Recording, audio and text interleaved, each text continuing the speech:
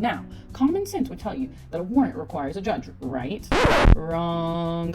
Unlike a criminal warrant, these administrative warrants do not require approval from an independent judge. ICE simply issues them on its own authority.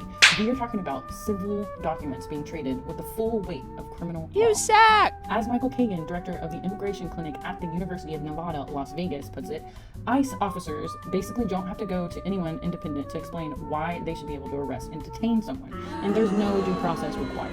The reality is that ICE has dumped over 700,000 of these warrants into the National Crime Information Center, a database designed for actual criminals, missing persons, and stolen property. Lindsay Nash of the Cardozo School of Law noted the sheer scale of this move, stating that this is a huge number of warrants to be added to the database. This means that a routine traffic stop can suddenly turn into a federal immigration matter because a name popped up in a system that is riddled with outdated information. Nash warns that the fact that a warrant appears in the NCIC does not necessarily mean that the warrant is even still valid. What? Adding that there's been a lot of errors, and are we surprised with that? I don't think so. And look at the political theater in our major cities.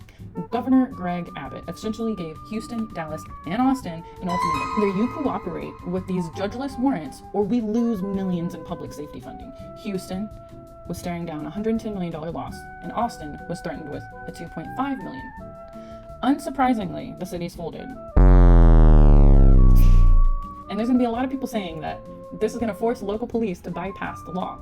And to quote Michael Kagan again, the risk here is that immigration becomes a short circuit around constitutional protections against police abuses.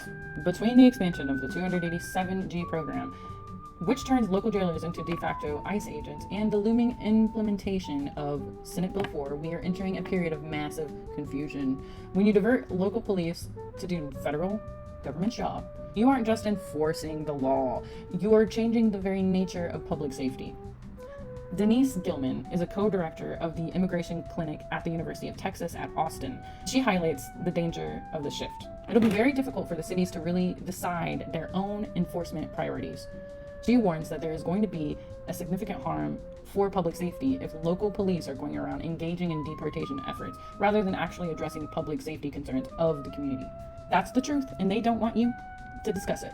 We are trading due process for administrative paperwork, and the cost is the very fabric of our community safety.